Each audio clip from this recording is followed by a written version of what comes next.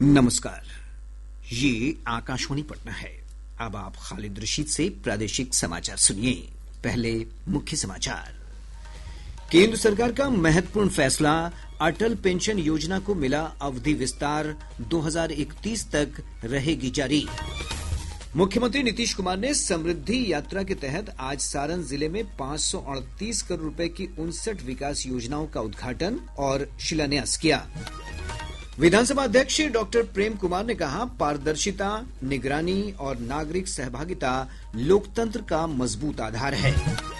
और उप मुख्यमंत्री सम्राट चौधरी ने कहा, राज्य में बंद पड़ी सभी चीनी मिलें चालू की जाएंगी। रोजगार के लिए किसी को प्रदेश से बाहर जाने की आवश्यकता नहीं। अब समाचार विस्तार से। केंद्रीय मंत्रिमंडल ने आज अटल पेंशन योजना को 2030-31 तक जारी रखने के साथ ही प्रचार और विकासात्मक गतिविधियों के लिए वित्तीय सहायता बढ़ाने को मंजूरी दे दी है। इस योजना के अंतर्गत अब तक 8 करोड़ 66 लाख से अधिक लाभार्थी पंजीकृत हो चुके हैं। एक रिपोर्ट।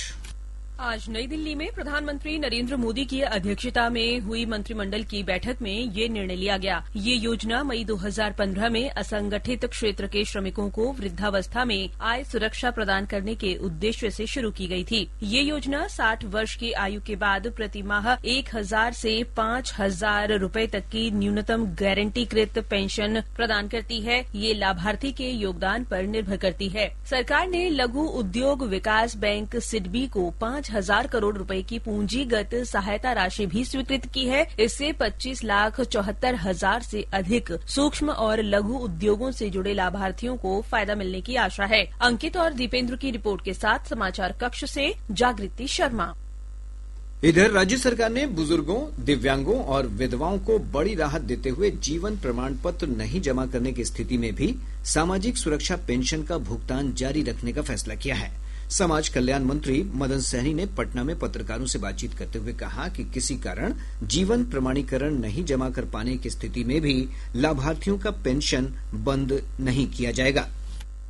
जीवन प्रमाणीकरण चल रहा है या सत्यापन का काम चल रहा है, उसमें हम लोग उसको और सरल बनाने के लिए प्रयास कर रहे हैं। हम लोगों ने आपस में ये तय किया है कि महीने में एक दिन जिनको आप डीबीटी नहीं कर पाते हैं किसी भी कारण से, तो उनके वजह से उनको हम लोग वंचित नहीं करें। मासिक रूप से एक दिन हम लोग उनको ब्लॉक के अंदर में या पंचायत कहीं भी उनको वहाँ बुला करके रजिस्टर मेंटेन ही हो, चाहे जैसे भी लोग उनको हम लोग वंचित नहीं करेंगे। हर हाल में पेंशन की राशि उनको हम लोग उपलब्ध कराएंगे।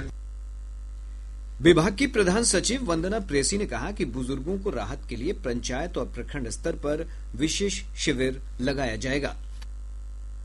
लाइफ सर्टिफिकेशन भी बहुत जरूरी था, क्योंकि लास्ट लाइफ सर्टिफिकेशन जो हुआ था 2021 में हुआ था, तो उसके बाद नहीं हुआ है। तो हमारे जो अभी सीएससी के माध्यम से लाइफ सर्टिफिकेशन जिसमें आधार का है और आइरिस दोनों का है, और जो लोग सीएससी सेंटर आ सकते हैं पहले उनको कर दिया था। मुझे लगता है अभी तक 70 लाख बेनिफिशियरीज का हो चुका है उनका वेरिफिकेशन। और जो नहीं है, जो सक्षम नहीं है आने के लिए, उनके लिए फिर हम लोग गाँव में और पंचायत में जाके कैंप्स लगाएंगे।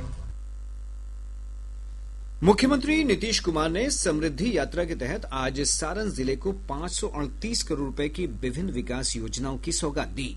श्री कुमार ने जिले की 24 विकास योजनाओं का उद्घाटन और 45 योजनाओं का शिलान्यास किया। इस दौरान श्री कुमार ने जनसंवाद कार्यक्रम को संबोधित करते हुए कहा कि राज्य की एनडीए सरकार हर एक क्षेत्र में विकास योजनाओं के प्रभावी क्रियान्वयन के लिए गंभीर प्रयास कर रही है।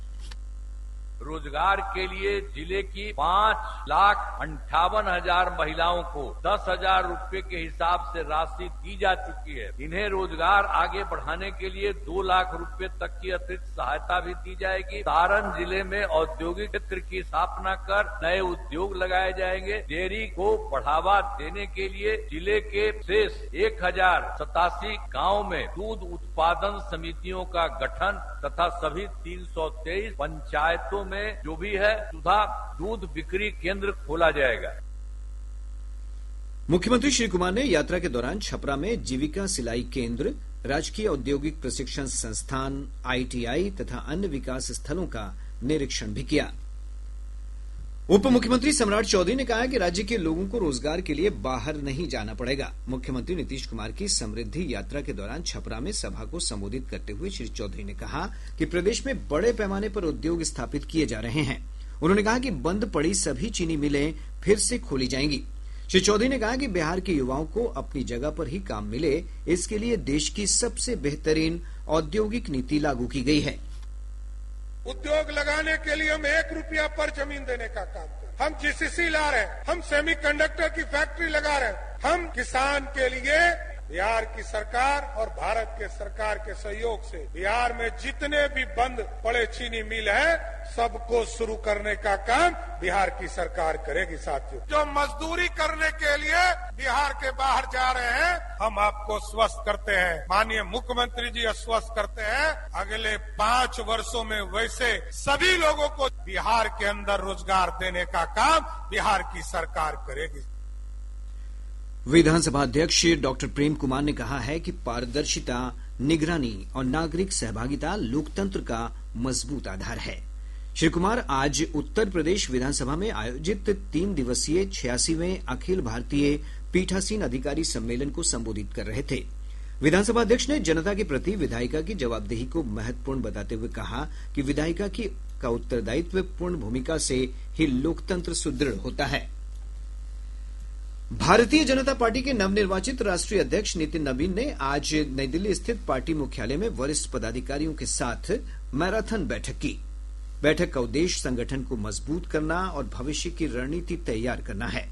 इस दौरान राष्ट्रीय पदाधिकारियों, विभिन्न प्रदेशों के पार्टी अध्यक्ष और अन्य सांगठनिक जिम्मेदारों के साथ पश्चिम बंगाल, असम, केरल समेत 5 राज्यों में विधानसभा चुनाव समेत विभिन्न बिंदुओं पर चर्चा की गई। श्री नवीन कल औपचारिक रूप से राष्ट्रीय अध्यक्ष पद की शपथ लेने के बाद सरकार और संगठन के बीच समन्वय के प्रयासों के तहत लगातार बैठकें कर रहे हैं। राष्ट्रीय स्टार्टअप दिवस पर आज प्रदेश में कई कार्यक्रमों का आयोजन किया गया। बिहार इंडस्ट्रीज एसोसिएशन के पटना स्थित सभागार में कौशल विकास पर मंथन कार्यक्रम के तहत बिल्ड द स्किल कार्यक्रम का आयोजन किया गया, जिसमें प्रसिद्ध स्टार्टअप मेंटर और एंजल के प्रतिनिधियों समेत उद्योग जगत की कई हस्तियां शामिल हुईं। बिहार इंडस्ट्रीज एसोसिएशन के अध्यक्ष रामलखन खंडेलवाल ने कहा कि राज्य की अर्थव्यवस्था को सशक्त बनाने में स्टार्टअप की अहम भूमिका होगी।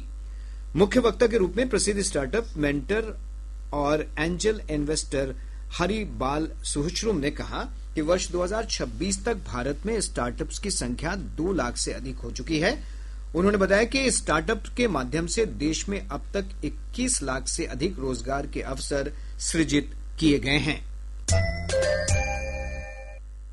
प्रादेशिक समाचार आप आकाशवाणी पटना से सुन रहे हैं।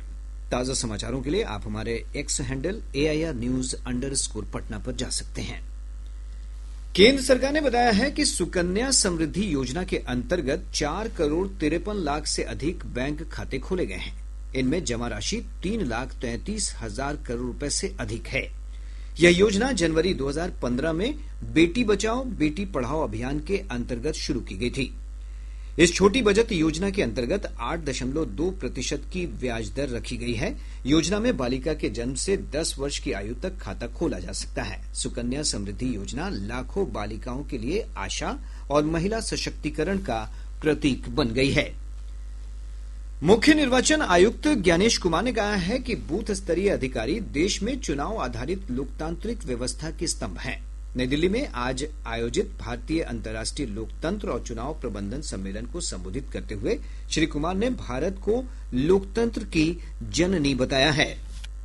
प्रत्येक पात्र मतदाता को शामिल करते हुए निष्पक्ष मतदाता सूची बनाए रखना लोकतंत्र को मजबूत करने के लिए जरूरी है, क्योंकि इसके जरिए सभी चुनाव निष्पक्ष तरीके से होते हैं। पंचायती राज मंत्री दीपक प्रकाश ने कहा है कि घुसपैठिए हमारी सामाजिक और आर्थिक विकास की राह में बड़ी बाधा हैं। पटना में संवाददाताओं से बातचीत करते हुए श्री प्रकाश ने कहा कि गलत तरीके से आए हुए लोग देश के संसाधनों पर अपना अधिकार नहीं जता सकते। उन्होंने कहा कि इनके कारण देशवासियों के बीच संसाधनों की कमी बर्दाश्त नहीं की जाएगी। देश के संसाधन पे पहला हक देशवासियों का है। उसमें कि गलत तरीके से आए हुए लोग, अनाधिकृत तरीके से आए हुए लोग संसाधनों पे हक जमाएंगे तो देशवासियों के बीच संसाधन की कमी बर्दाश्त नहीं की जाएगी। बिहार प्रदेश कांग्रेस समिति के वरीय नेताओं की एक महत्वपूर्ण बैठक कल नई दिल्ली में आयोजित की जाएगी। पार्टी के राष्ट्रीय अध्यक्ष मल्लिकार्जुन खड़गे और वरिष्ठ नेता राहुल गांधी की मौजूदगी में कांग्रेस विधायक दल के नेता के चयन समेत प्रदेश कांग्रेस से जुड़े विभिन्न मुद्दों पर चर्चा होगी। इस बैठक में पार्टी के सभी नवनिर्वाचित विधायक और वरिष्ठ नेता शामिल होंगे। भागलपुर जिले के सुल्तानगंज में राज्य का पहला शिव कॉरिडोर बनाया जाएगा। इसे लेकर जमीन आवंटन का मामला सुलझ गया है। जिला प्रशासन ने उज्जैन और वाराणसी की तर्ज पर रेलवे की चिन्हित जमीन पर ही कॉरिडोर निर्माण का निर्णय किया है। इसके बदले रेलवे को गंगा किनारे बरारी, जगदीशपुर और सुल्तानगंज में 3 अलग अलग भूखंड दिया जाएगा। जिलाधिकारी ने राजस्व एवं भूमि सुधार विभाग के सचिव को निःशुल्क भूमि स्थानांतरण के लिए पत्र लिखा है। विभाग की मंजूरी के बाद जमीन की बदलैन का कार्य किया जाएगा। पश्चिमी विक्षोभ के सक्रिय होने के कारण राज्य के उत्तर मध्य और दक्षिण मध्य भागों में कई स्थानों पर मौसम में परिवर्तन हुआ है। मौसम विभाग की रिपोर्ट के अनुसार अगले 24 घंटों के दौरान इन क्षेत्रों में कई स्थानों पर हल्की से मध्यम स्तर की बारिश हो सकती है। विभाग ने कहा है कि बारिश के कारण अधिकतम तापमान में 2 से 4 डिग्री तक की कमी हो सकती है, जिससे ठंड बढ़ेगी। वहीं उत्तर बिहार के जिलों में नमी बढ़ने से कोहरा और धुंध छाये रहने की संभावना है। अररिया के जिलाधिकारी विनोद दुहन ने भ्रष्टाचार के आरोप में गिरफ्तार नरपतगंज प्रखंड के राजस्व कर्मचारी इम्तियाज आलम को तुरंत प्रभाव से निलंबित कर दिया है। निगरानी की टीम ने कल उसे 15,000 रुपए रिश्वत लेते रंगे हाथ गिरफ्तार किया था। बक्सर जिले के राष्ट्रीय उच्च पथ संख्या 319A पर रोहिणी भान के पास 2 मोटरसाइकिल की भीषण टक्कर में मोटरसाइकिल सवार 3 युवकों की मौत हो गई, जबकि 2 अन्य युवक गंभीर रूप से घायल हो गए। पटना पुलिस ने जिले के 10 कुख्यात अपराधियों पर 25-25 हजार रुपए का इनाम घोषित किया है। पटना प्रक्षेत्र के आईजी जितेंद्र राणा ने आज उन 10 अपराधियों की सूची जारी की है। अररिया जिले के भारत नेपाल सीमा क्षेत्र से पुलिस ने भारी मात्रा में प्रतिबंधित कोडीन युक्त सिरप के साथ 2 तस्कर को गिरफ्तार कर लिया। और अब अंत में मुख्य समाचार एक बार फिर। केंद्र सरकार का महत्वपूर्ण फैसला, अटल पेंशन योजना को मिला अवधि विस्तार, 2031 तक रहेगी जारी। मुख्यमंत्री नीतीश कुमार ने समृद्धि यात्रा के तहत आज सारण जिले में 538 करोड़ रुपए की 59 विकास योजनाओं का उद्घाटन और शिलान्यास किया। विधानसभा अध्यक्ष डॉक्टर प्रेम कुमार ने कहा, पारदर्शिता, निगरानी और नागरिक सहभागिता लोकतंत्र का मजबूत आधार है। और उप मुख्यमंत्री सम्राट चौधरी ने कहा, राज्य में बंद पड़ी सभी चीनी मिलें चालू की जाएंगी। रोजगार के लिए किसी को प्रदेश से बाहर जाने की आवश्यकता नहीं। इसके साथ ही आकाशवाणी पटना से प्रसारित प्रादेशिक समाचार का ये अंक समाप्त हुआ।